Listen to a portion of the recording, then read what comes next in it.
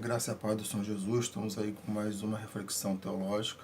Não vai ser uma reflexão teológica simples, espero tentar resolvê-lo o mais rápido possível, mas também não vai ser fácil. A minha ideia é tentar fazer uma exegese do principal texto que os calvinistas utilizam para falar acerca da predestinação. E o tema que eu coloquei nele é um tema de fato sarcástico, né? Que diz predestinação, uma doutrina masoquista. Que se a gente for analisar ela de uma forma muito simples, dá-se a entender que que o nosso Deus é um Deus masoquista, que tem prazer na dor, né? Não só na sua dor, né? Própria, como alguém que criou uma coisa que ele ama, como a humanidade, e aí, por puro prazer, separou uns para a perdição eterna e outros para a morte e outros para a vida eterna. Então, na minha visão, isso é algo masoquismo, né? Eu poderia chamar Deus, quem assim acredita, de masoquista. Mas a grande verdade é que os teóricos da predestinação dessa forma, eles de fato têm textos que aparentemente comprovam a tese absurda deles, né? Porque de fato a predestinação existe, ela está lá na palavra de Deus, fala acerca da eleição, fala acerca da predestinação.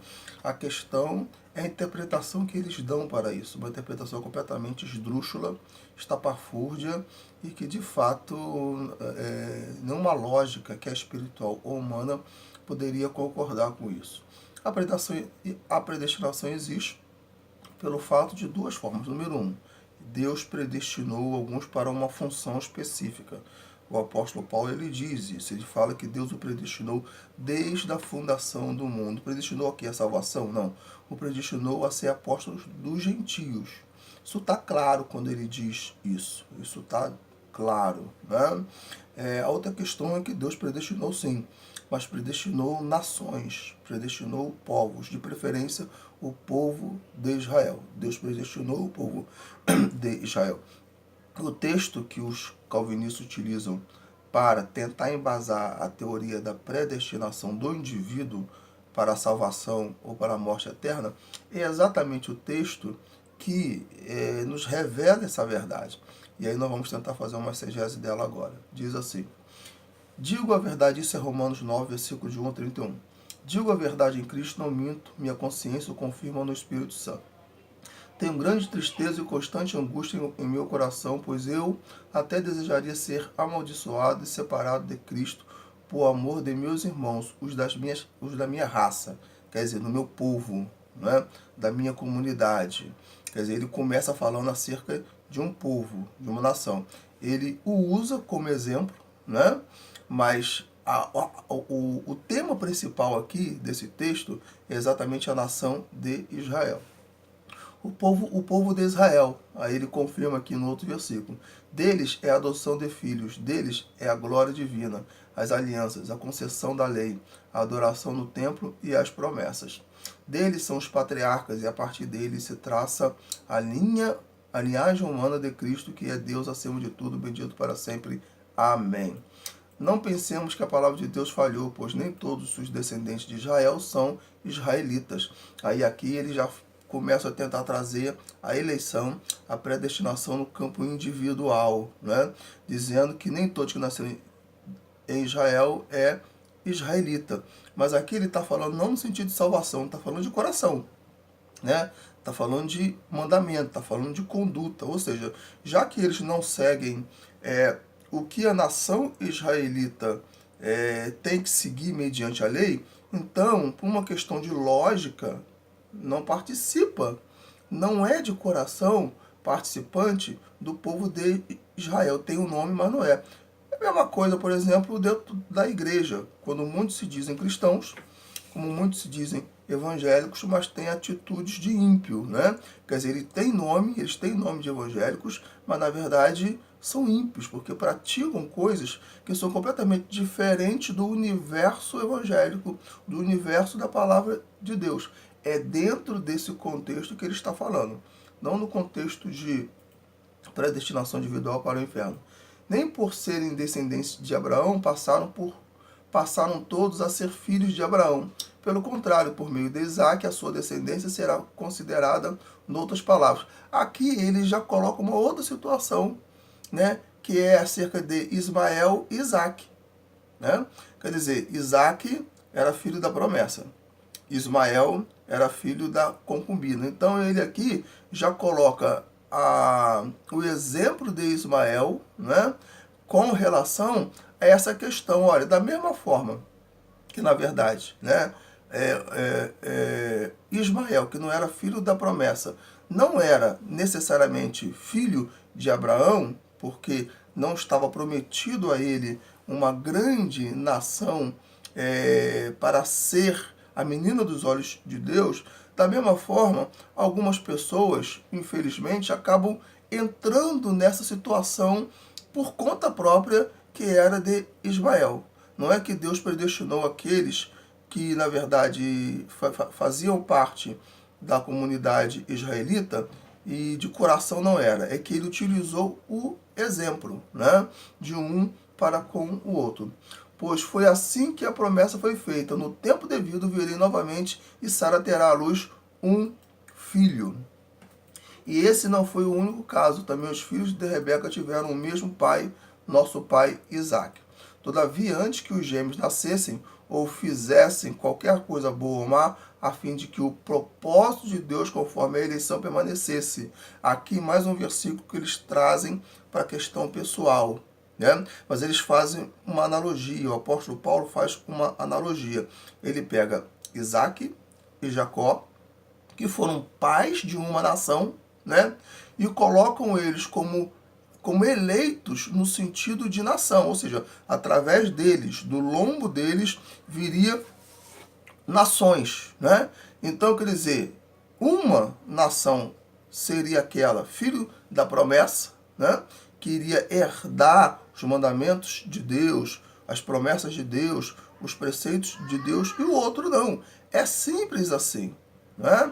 É fácil nesse sentido. Quer dizer, o que fez com que um e o outro fosse escolhido, né, como nação não é, na verdade, o que eles haviam feito de bem e mal naquele momento, embora Deus, na sua presciência, já tivesse visto o que Jacó fez e já tivesse visto o que Esaú fez. Né? Mas como o apóstolo Paulo estava trazendo à tona uma coisa que aconteceu no passado, mas com eles, e não retrocedeu isso para a presciência de Deus, é uma coisa lógica, dá para se entender isso. Né?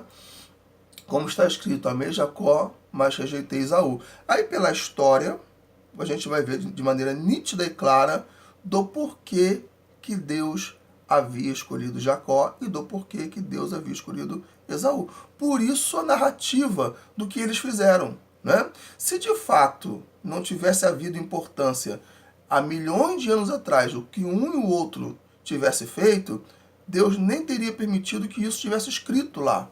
Né? E a gente viu muito nitidamente que Esaú, ele, na verdade, rejeitou o seu direito de primogenitura. Só isso já foi suficiente para Deus falar assim, opa, tem algo em Jacó. Né? Jacó será de fato o meu escolhido, porque na verdade ele leva as coisas de Deus a sério, ele leva os princípios de Deus a sério. É simples assim. Então queremos dizer, acaso Deus é injusto? De maneira nenhuma. Pois ele diz a Moisés, terei misericórdia de quem eu quiser ter misericórdia e terei compaixão de quem eu quiser ter compaixão. Quer dizer, ele vai ter misericórdia sem nenhum motivo? Ele vai ter compaixão sem nenhum motivo? Não. Deus não é esquizofrênico, Deus não é masoquista. A Bíblia diz que pela presciência dele, ele sabe todas as coisas. A presciência de Deus é a chave da interpretação de maneira muito clara de muitos dos versículos bíblicos que nós estamos lendo aqui. Ele teve misericórdia, né, porque viu o quanto Jacó era digno de ser predestinado a ser pai de um povo, né, que foi predestinado às promessas. Simples assim. Né? Portanto, isso não depende do desejo ou do esforço humano, mas da misericórdia de Deus. Pois a Escritura diz ao faraó, eu levantarei exatamente com este propósito, mostrar em você o meu poder e para que o meu nome seja proclamado em toda a terra. Mais um versículo bíblico que eles falam que Deus predestinou alguns para o inferno. Pois Faraó, o texto é claro em dizer, né, que a Bíblia diz que Deus endureceu o coração de Faraó, né? E por que Deus endureceu o coração de Faraó? Se você for ler o texto lá, você vai ver que isso só aconteceu na quinta praga. Ou seja, Deus deu 4 ou 5 chances de Faraó se arrepender e ele não se arrependeu. Então foi na quinta ou na sexta prática que o texto diz, agora eu vou endurecer o coração de Faraó e mesmo que ele queira se arrepender não dá. Porque houve um limite, né? Houve um tempo para que Faraó se arrependesse e ele não se arrependeu, né? Portanto, isso não depende, pois a Escritura diz, portanto, Deus tem misericórdia de quem Ele quer e endurece a quem Ele quer. Por que Deus tem misericórdia de quem Ele quer e endurece a quem Ele quer? Porque só Ele tem os motivos e sabe do porquê fazer isso, mais ninguém, né? Quer dizer, Deus é eterno e por ser eterno, Ele conhece tudo em detalhes, né? Muito mais do que qualquer um de nós. Então, ninguém pode perguntar a Deus, por que tu fez isso? Por que você fez aquilo? Ele é perfeito. E por ser perfeito, Ele sabe. Então, não tem por que eu questioná-lo acerca disso. Mas algum de vocês me dirá, então por que Deus ainda nos culpa? Pois quem resiste à sua vontade? Mas quem é você, ó homem, para questionar Deus? Aqui ele explica. Acaso aquilo que é formado pode dizer o que o formou? Por que me fizeste assim? Né? Quer dizer, o olheiro tem poder sobre o barro. Né? Então, se ele faz um barro, se ele faz um vaso, né, de uma determinada forma, ele teve um motivo para isso. Né?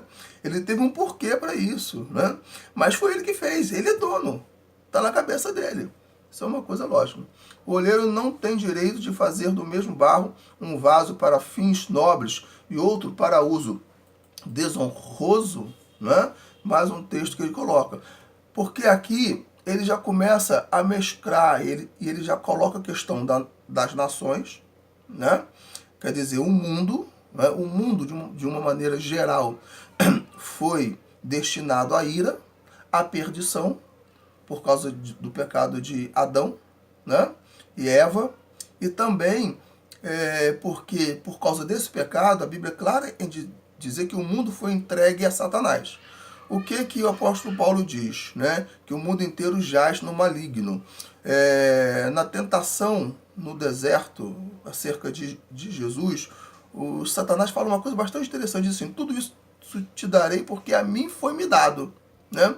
Então, a partir do momento que o mundo inteiro foi dado a Satanás, quer dizer, eles foram destinados para a ira. Né? Aí Deus, no seu amor para com o mundo, né, na sua soberania, escolheu um povo para que desse povo toda a humanidade tivesse tido a oportunidade, né, de voltar-se para Deus de novo e aí sair dessa condição de destinado para a ira e se tornar destinado à vida eterna. Né? E se Deus, querendo mostrar a sua ira e tornar conhecido o seu poder, suportou em grande paciência os vasos de sua ira, preparado para a perdição. Aqui é o principal versículo que eles, de fato, colocam como argumento para dizer que uns foram criados para a perdição e outros para maldição, para a vida eterna. Mas eu vou explicar esse versículo com um outro texto.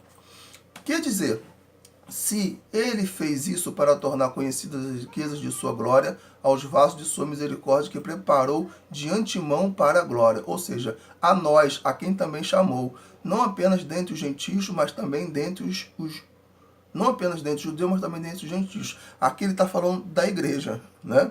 Não está falando de um indivíduo específico. Né? Tanto que tem um outro texto, né, que o apóstolo Paulo fala assim, e de ambos os povos Deus fez um, que foi a igreja, né? Quer judeus, quer gentios. Então aqui, embora aparentemente dá-se a entender que ele está falando de indivíduos, na verdade, como ele está escrevendo para a igreja, está falando da igreja. Olha, eu vou ler de novo aqui. Deixa eu ver. Ou seja, a nós, a quem também chamou, a nós quem? Igreja. Não apenas dentre os judeus, mas também dentre os gentios, igreja, né? Todo o texto, 90% dele, está falando de um conjunto de pessoas, está falando de uma comunidade, está falando de uma nação, está falando de um povo. E não de. Obviamente que ele precisa usar indivíduos especificamente para explicar uma coletividade, isso está claro. Né? E acontecerá que no mesmo lugar em que se lhes declarou, vocês não são meu povo, olha só, né? Eles serão chamados filhos do Deus vivo, né? Povo, nação, comunidade, igreja. Isaías exclama com relação a Israel: embora o número dos israelitas seja como a areia do mar, apenas o remanescente será salvo. Aqui já está falando da grande tribulação, de um grupo, de um povo, né? Não de indivíduos propriamente dito que foram destinados especificamente para a salvação ou destinados especificamente para o inferno. Como anteriormente disse Isaías, se o Senhor dos Exércitos não nos tivesse deixado descendentes, já estaríamos como Sodoma e semelhantes a Gomorra. Sodoma, povo, nação. Gomorra, povo, nação. Nada de indivíduos específicos predestinados. Que diremos então? Os gentios, povo, nação. Está claro isso. Que não buscam justiça, obtiveram uma justiça que vem da fé. Mas Israel, que buscava uma lei que trouxesse justiça, não alcançou. Mais uma vez, Israel, está claro isso, né? Está claro, nítido. Por que não? Por que não a buscava pela fé, mas como se fosse por obras? Eles tropeçaram na pedra de tropeço. Israel, povo. Não os habitantes apenas, né? Mas o conjunto de pessoas que deu-se o nome de israelitas, né? De judeus. Aí eu quero ler um texto que é tremendo, que tipo assim, derruba de maneira muito clara, muito forte, a tese de que de fato a predestinação, né, segundo a doutrina masoquista dos calvinistas, é de fato verdadeira. Diz assim: vocês estavam mortos, o apóstolo Paulo falando, em suas transgressões e pecados, nos quais costumavam viver quando seguiam a presente ordem deste mundo. E o príncipe do poder do ar, o espírito que agora está atuando nos que vivem na desobediência. Anteriormente, todos nós, aí ele se coloca dentro dessa questão, dentro dessa interpretação. Anteriormente, todos nós também vivíamos entre eles, satisfazendo as vontades da nossa carne, seguindo os seus desejos e pensamentos.